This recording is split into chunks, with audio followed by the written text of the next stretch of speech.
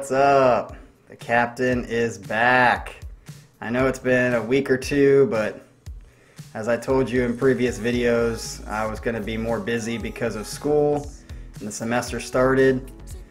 So I'm definitely got a lot of work to do. But I got a couple hours now, so I'm going to try to pull one of these videos out again and make it quick as possible. So it is April 1st here. And unfortunately, me wearing this mask is not a fucking joke. Because life in Korea, and Seoul specifically, you can't walk around or even sit in your fucking house without one of these on. Alright, that's enough of that. That was my attempt at being funny, and I'm just not really that funny, so let's move on. Although I have to say that I look kind of cool with that mask on. Kind of like Bane from Batman Lives or whatever it is. Maybe it could be like my new signature video attire. Can be Captain Morgan's videos with the mask on. Although I might not have a choice if the air keeps, well, the air is going to keep getting worse, so maybe I will have to start wearing that. But anyway, today we're going to go back into the past again. There have been a couple videos that I've done of self-reactions of one me playing drums. Yeah, so you can click the link right there in the card if you want to watch those. But this is going to go back to the beginning of my dancing days. So in the United States, I basically taught dancing for about 10 years, I think, somewhere around there. I started out, and you know, you can see in the other self-reaction to me doing an NSYNC dance. Yeah, I'm a little ashamed. I started learning about 2001. I went and did a swing dance lesson up in South Bend, Indiana, because I was going to school in Indiana. And I first attempted to do some swing dancing, some basic 6-count swing, which they also call jitterbug. And at this dance studio, they kind of taught you some new things. And since there was nothing to do in the little town where my school was, kind of like started going up there every week. And after a little while, they started teaching this dance called Lindy Hop, and Lindy Hop is a form of swing dancing, but it's much more difficult than basic swing. And after, you know, dancing many different dances, anywhere from salsa to rumba to waltz to all those things, Lindy Hop by far, not by far, but by a lot, is probably the hardest dance to learn, to be good at. It's also, I think, the most creative dance because it allows you to play with the music more than any other dance. I think close second would be, or somewhat second, would be Argentine Tango. And so I started learning that, but you can't really learn at the studio. They were pretty bad. We didn't recognize this at the beginning when we were first dancing. I went with my friend Steve and my friend Josh Klenna. Shout out to you boys. I think we used to bitch about like how bad the other dancers were, how bad the other girls were. Whatever, dude. I danced cha-cha with her, and like my pet peeve is when you're dancing with a girl, they stop you and say, hey, here's a cool move. Do I want this, to teach do it to you. this. I'm like, what? Hey, Whatever. do this. Go sit down. Let me teach you another move. It's called go sit your buns over there. Call Josh pimp slap you. I hate that. That one girl like Grace does all the time. Hey Steve, let me teach you this move. No, you do what I do. That's the way it is in dancing. Yeah, baby, that's how you gotta be, man. So anyway, we went up there, started learning Lindy Hop, but you know, later we found out they weren't that good, so we would go to Chicago, and Chicago was about 2.5 hours, 2 hours away. And we would go up there, and I started dancing. I was terrible. The other two, they did it more often than me, because during the summers I would go back to Columbus, Ohio, my hometown. Go Bucks. And I would not learn as fast as they did. And then I came back, and then eventually I moved back to Columbus after I graduated. I met some Lindy Hop dancers there, and I started learning from a guy named Irwin. I took like 5 lessons. 1, 2, 3, 4, 5, 6, 7, 8. 1, 2, 3, 4, 5, 6, 7, 8. And I was, you know, like I've said in the past, I was so white, I was so bad.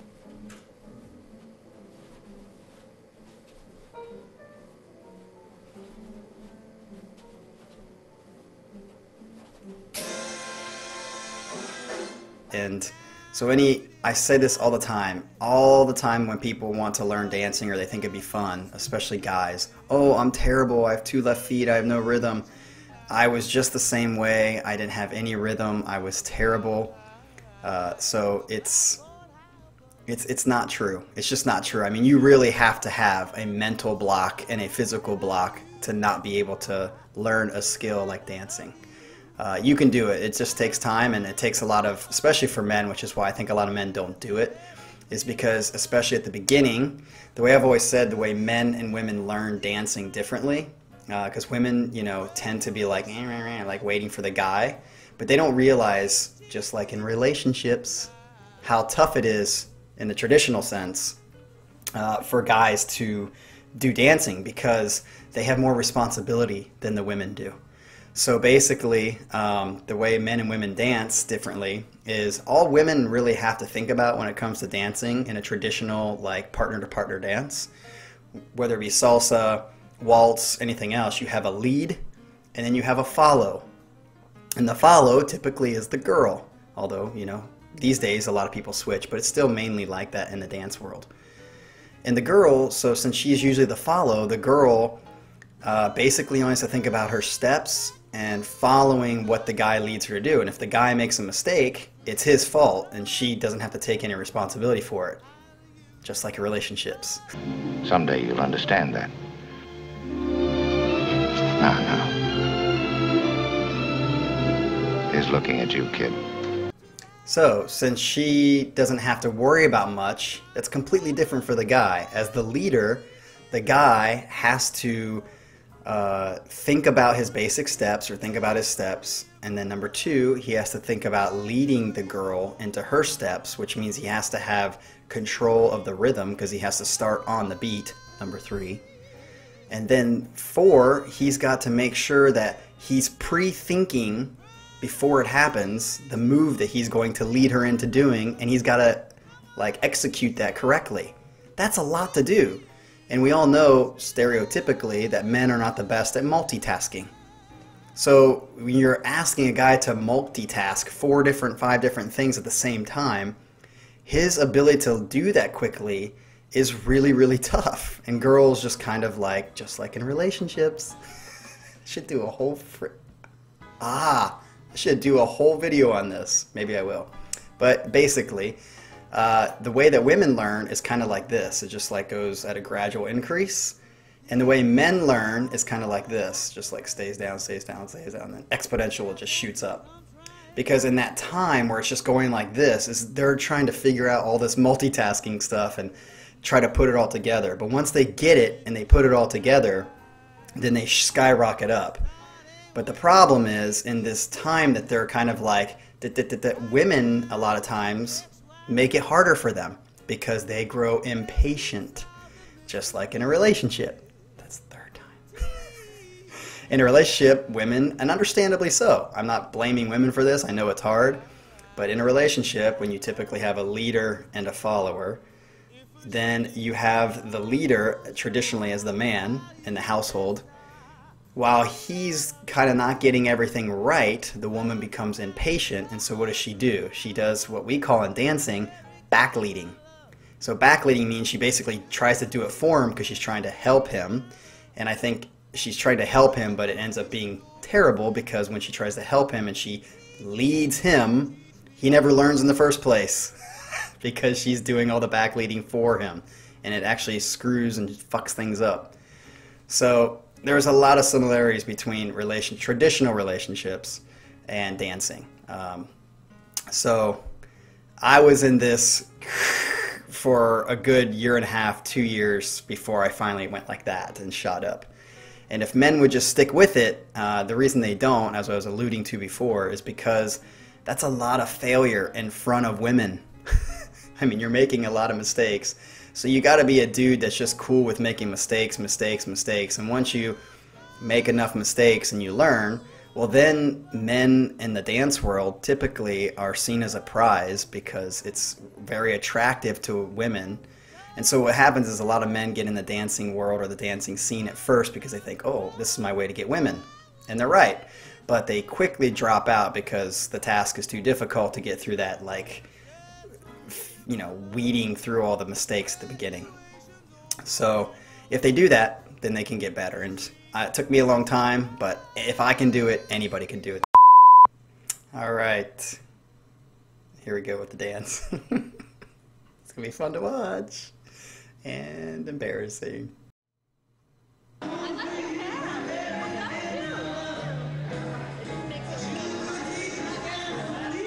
Ooh. Oh, I'm dancing with Jean. Jean was from Dayton. She, at the time, she was one of the best dancers we had. That's pretty nice. I love that.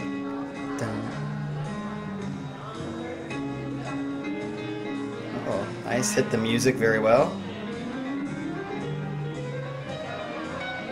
Oh, that kind of looked like a fuck up. Ooh, hit that perfectly.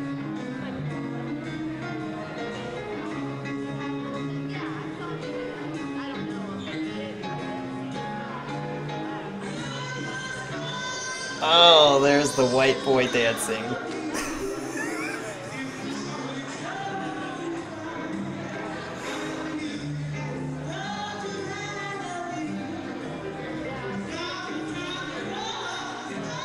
Oh, that was an Irwin move that hit perfectly on the music.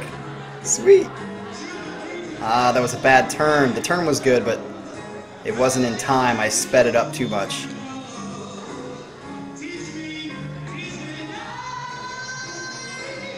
Oh God, don't ever do that again. That looked horrible.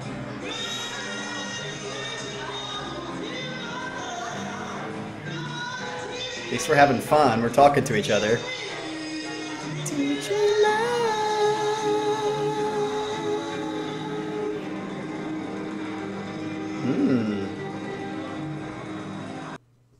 Nice. Well, that was nice, short and sweet. I guess that's what makes videos better, huh? So watching that, it was kind of short. It seemed like it went like really, really fast. But as I said, I was dancing with a girl named Jean from Dayton, and she used to come to Columbus for, that was in Columbus, I don't know, probably on a Saturday night. They used to have dances every once a month. I don't know if I was living in Columbus at that time or if I had come back from school for the weekend. That's probably more like it. I think I came back because I was probably still in my master's program, so I'm pretty sure this was around 2002. This wasn't 2003. This was 2002, and it explains why a lot of my movement was still in the white boy face. You could just tell, like, when I was watching it, it's cringy to watch, like, especially when I tried to add in some, like, movement to the music.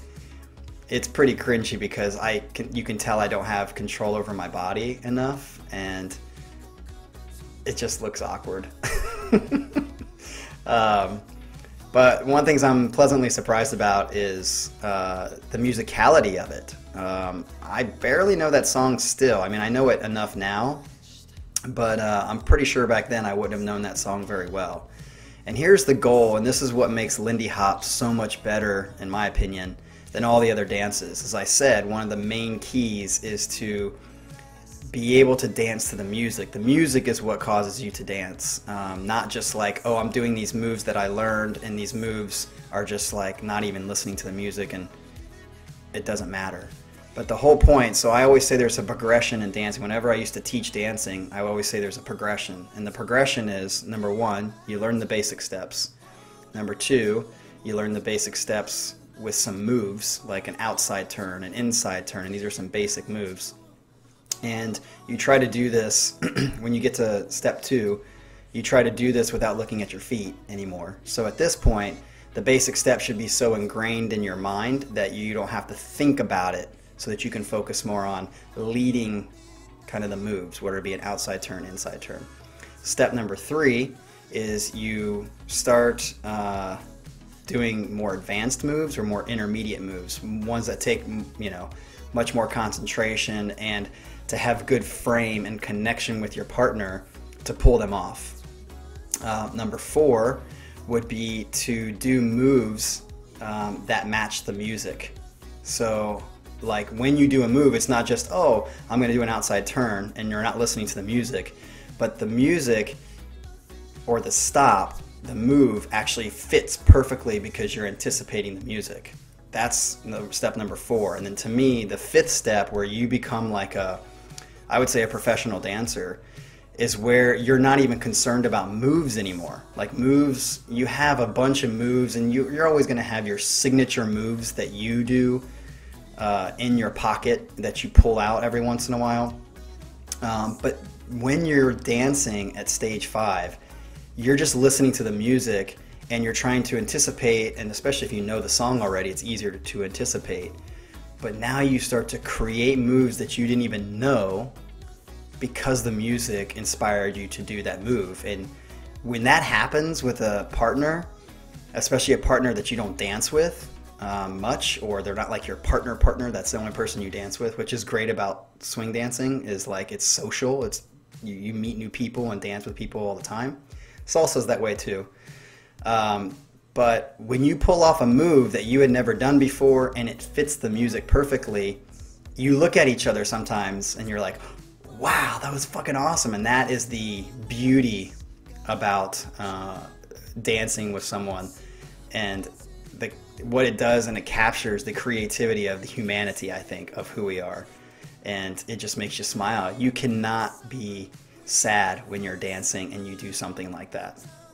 So I think that's what makes Lindy Hop so wonderful, is you have lots of opportunity, because the basic, especially in a song like that where the beats per minute are lower and they're not so fast, which I don't typically like fast Lindy Hop, because I think it's more just like exercise and kicking and tapping, and more like tap dance.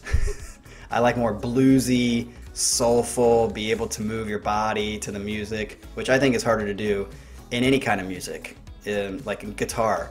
If you're like really, really fast, like metal and like punk rock, like that's hard to do, especially the beats per minute are really, really fast. It's hard to do, but it's like only one part hard.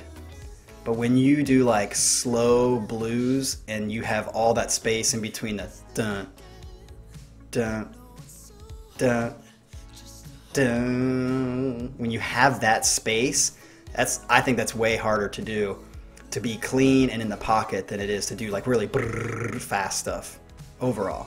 And so I think the same thing is true with dancing.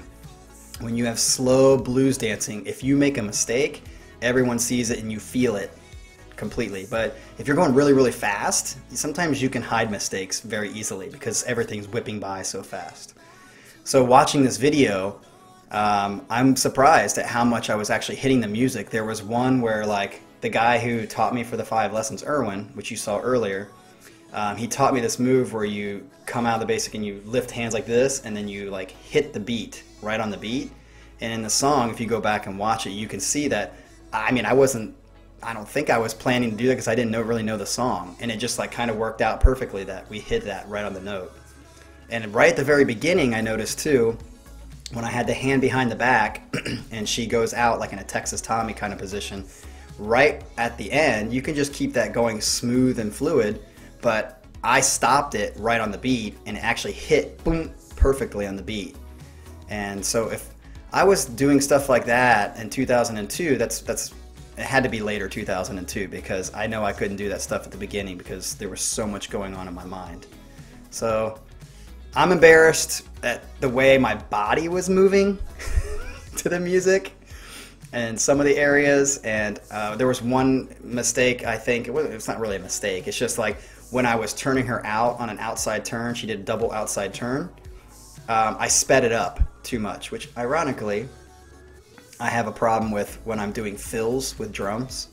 Like sometimes it's very hard for me to keep the fill in time, especially when it's like a brrr. It's really hard to keep that spacing perfect. And in dancing, the same thing happens. It's one thing to do an outside double turn, which is kind of cool, but you can't speed up the double turn. You got to match it with the speed and tempo of the music, and I didn't do that. So I saw that as a mistake. But other than that, I was, so that were the negatives. The positives would be that I was hitting things in the music that, I didn't expect that I'd be able to hit. So some good and some bad, and it's pretty pleasant to watch. I went dancing like 2 or 3 weeks ago here in Seoul, and it was like riding a bike again. Actually, the first dance I had, I was like feeling it and kicking some butt, and then like a couple dances later, I was like, oh shit, what am I doing? So this kind of inspires me to want to go dancing again.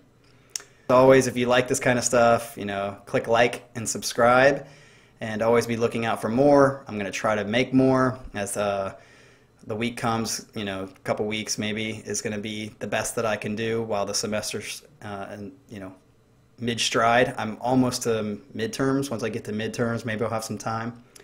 So as always, keep watching and let me know what you think. This is your captain, signing out.